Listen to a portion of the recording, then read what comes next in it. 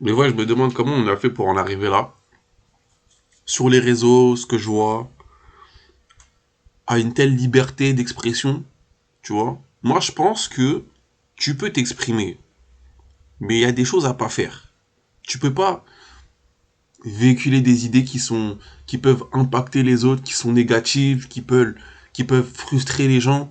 En mode, une certaine limite, un self-control. Il y a des choses que tu peux dire, il y a des choses que tu peux pas dire. Il y a des choses que tu peux faire, il y a des choses que tu peux pas faire. Et je pense que il y a 10, 20 ans, 30 ans, c'est un truc, c'était logique chez les gens. Surtout chez les jeunes.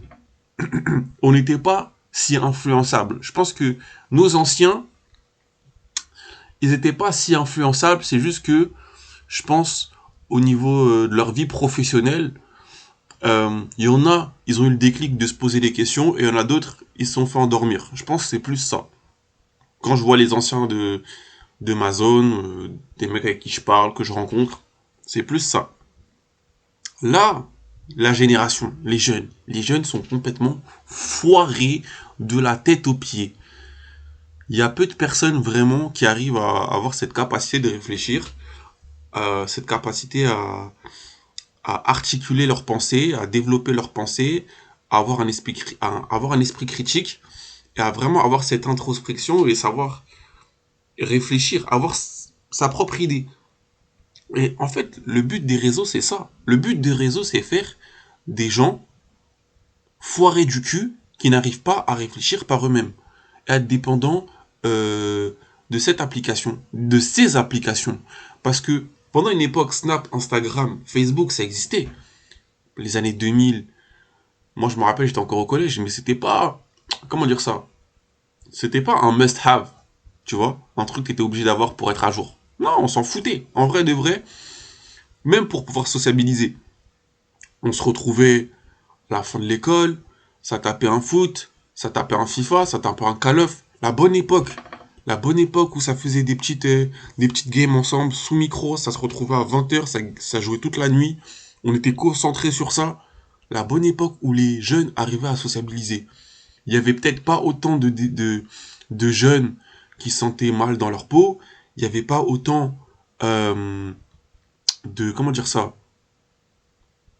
Comment on dit ça déjà? De jeunes qui se font bolos. En fait, il y a un autre terme pour dire ça, mais moins de suicides. Mais aujourd'hui, combien de jeunes se suicident, se font harceler à l'école par rapport aux réseaux sociaux? euh, c'est devenu courant, c'est devenu normal. On a normalisé ça. Comme le fait que de voir des jeunes femmes faire du contenu un petit peu pas très religieux sur les réseaux, et on leur donne du crédit et on vend ça, on promouvoit ça, on sanctionne pas. Et c'est un danger pour les petits. Pour nous-mêmes, c'est un danger. Mais nous, vu qu'on est un petit peu plus mature, on sait qu'il y a des limites. Pourquoi ces personnes-là qui vendent leur corps, qui véhiculent certains messages, on leur donne du crédit, on leur donne du gaz, on va les mettre en avant pour influencer les plus petits et influencer en vrai de vrai le monde entier, parce qu'il y a en vrai de vrai beaucoup de personnes a, a du mal à vraiment faire ses propres choix. Ça, c'est un fait. Et je pense que si vous bossez, si vous êtes dans le monde du travail, ou vous faites des petites missions intérim à gauche, à droite, ou votre expérience de vie, vous allez voir que très peu de personnes assument leurs propres choix. Et j'ai l'impression qu'on va arriver à un stade où ça sera noir ou blanc. Pilule bleue, pilule rouge. Blue pill, red pill. Là, c'est un terme pour dire, hein, vas-y. Mais en gros, il y a des gens qui vont être concentrés et vraiment pas concentrés du tout. TikTok, c'est bien. Parce que tu te dis c'est positif, ça change des vies. Et les gens, ils ont gagné grave du fric avec.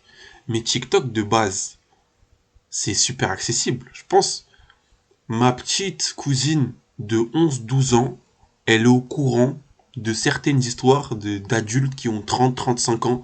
Ma petite cousine, elle connaît Nasdaq. Elle connaît Toutatis. Elle connaît ces gens-là, là, qui disent de la merde, qui font de la merde.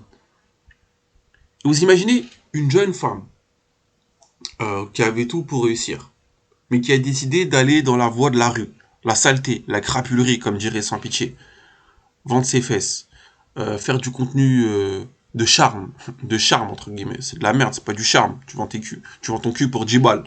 Mais elle a tellement vendu son huc qu'aujourd'hui elle est multimillionnaire et vit à Dubaï et vit. Ok, donc les jeunes, ils vont se dire mais attends, mais qu'est-ce que je vais faire des études? Je vais devenir influenceur. Et aujourd'hui les jeunes, c'est quoi?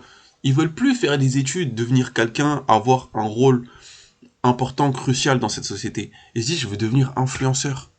Je vais devenir influenceuse. Je vais devenir TikToker, je vais devenir TikTokeuse. C'est pour ça que je dis notre génération, elle est foirée. Imaginons aujourd'hui, t'as des enfants, t'as une petite fille. Comment tu vas pouvoir lui exposer tout ça? Encore ça, c'est un sujet. C'est comme les X-Men. Les X-Men, ils sont partout. Maintenant, j'ai vu qu'il y a certains X-Men qui donnaient des cours dans certaines crèches, certaines maternelles, certaines écoles primaires, comme si c'était normal. Et je pense que l'humain, en vrai de vrai, on arrive à un stade, les gars. Putain, on est vraiment con. Et c'est pour ça, moi je dis, la cause, la perte de l'humanité, ça sera à cause de nous, à cause de l'humain, à cause de nos créations débiles. T'as vu? Je pense que il y a un moment, je pouvais passer du temps sur les réseaux. Je pouvais regarder des trucs euh, par curiosité. Mais aujourd'hui, moi, si je vais pas sur les réseaux, c'est pour me protéger dans ma tête. Parce que tout ce que je vois sur les réseaux, je vois peu de choses positives. Je t'imagine, tu ouvres les réseaux, tu vois, bon, ok, Kobe Bryant is dead. Oh, Megan Stallion shot by Tory Lanez. Oh, fuck. Wesh. Tu vois des gens qui meurent, des gens qui vivent leur meilleure vie.